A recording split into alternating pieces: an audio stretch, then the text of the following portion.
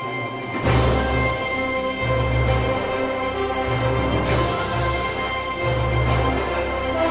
selamat datang kembali. Kita semua kan hampir setiap hari hidup di dunia maya. Tapi pernah nggak kita berhenti sejenak dan mikirin apa sih dampaknya? Karena di balik setiap layar, setiap postingan, identitas dan karakter bangsa kita tuh lagi dibentuk, sekaligus dipertaruhkan. Nah, hari ini kita bakal bahas soal itu. Pertanyaannya kelihatannya simpel ya. Dunia online ini sebenarnya bikin kita makin pecah belah atau justru makin bersatu sih? Tapi jawabannya, wah jauh lebih rumit dari itu.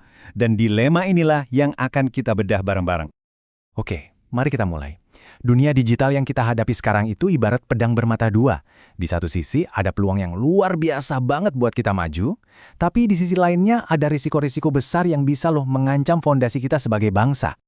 Coba deh lihat angka ini. Ada survei di tahun 2023 yang nunjukin kalau 86% orang Indonesia itu alasan utamanya online ya buat main media sosial. 86%.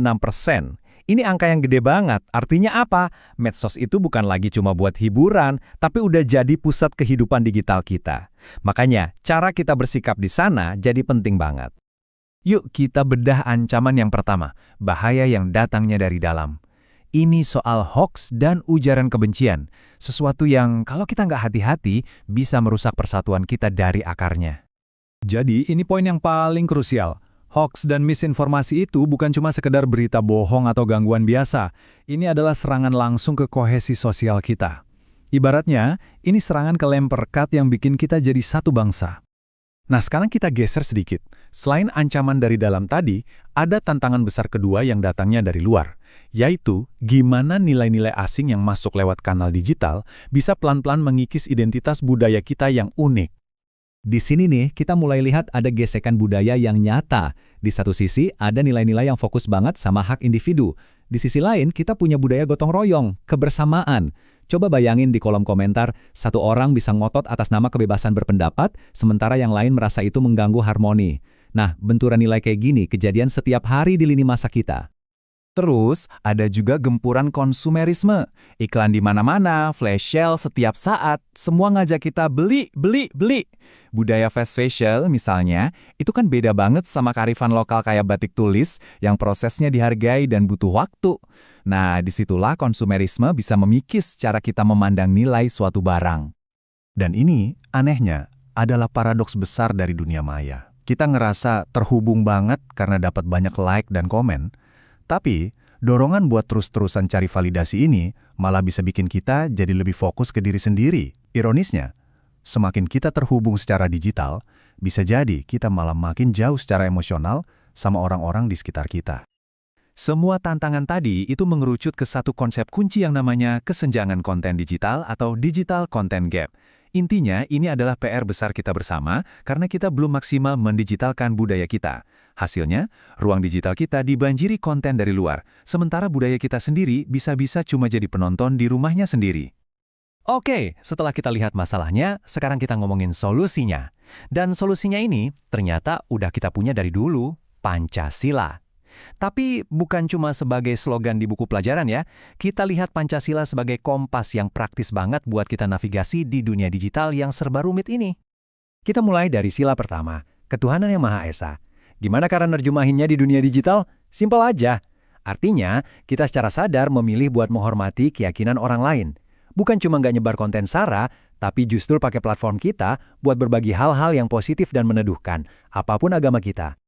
Sila kedua, kemanusiaan yang adil dan beradab. Nah, ini soal empati digital. Artinya, kita nggak cuma diem aja pas lihat ada perundungan siber. Kita memilih buat pakai bahasa yang sopan, dan selalu ingat, di balik setiap akun itu ada manusia beneran yang punya perasaan. Lanjut, sila ketiga, persatuan Indonesia. Wah, ini penerapannya di dunia digital tuh konkret banget. Setiap kali kita cek fakta dulu sebelum nge-share sesuatu, itu kita lagi jaga persatuan. Setiap kali kita bangga beli dan promosiin produk lokal di medsos, kita juga lagi memperkuat ekonomi bangsa. Sila keempat ini ibaratnya ngasih kita rules of the game buat diskusi online yang sehat. Maksudnya, ya diskusi pakai etika, bisa nerima kalau ada pendapat yang beda, dan ini yang mungkin paling susah. Belajar buat jeda sejenak, kontrol emosi sebelum pencet tombol balas. Dan yang terakhir, sila kelima, keadilan sosial. Ini ngingetin kita buat membangun dunia digital yang adil buat semua. Bisa dengan cara dukung UMKM biar bisa jualan online, atau memastikan akses internet merata, dan berani lapor kalau kita lihat ada ketidakadilan di dunia maya. Jadi, kesimpulannya apa? Gini, membangun budaya digital yang positif dan keren itu bukan cuma tugas pemerintah atau siapa-siapa. Ini adalah tanggung jawab kita bareng-bareng, sebuah proyek gotong royong di mana kita semua ini adalah arsiteknya. Terus gimana cara kita mulai? Gampang kok, ada 4 pilar yang bisa kita pegang. 1. Etika. Pikir dulu sebelum posting. 2. Kontrol emosi. Tarik napas dulu sebelum balas komen yang panas. 3. Literasi. Pahami dulu isunya, jangan cuma modal emosi. Dan terakhir, saring informasi. Jadilah filter yang baik, jangan malah ikut nyebar provokasi. Pada akhirnya, semua ini balik lagi ke kita masing-masing. Setiap komen, setiap like, setiap konten yang kita bikin, itu semua adalah jejak digital. Warisan kita. Jadi pertanyaannya buat Anda, warisan digital seperti apa yang mau Anda tinggalkan untuk bangsa ini? Coba direnungkan.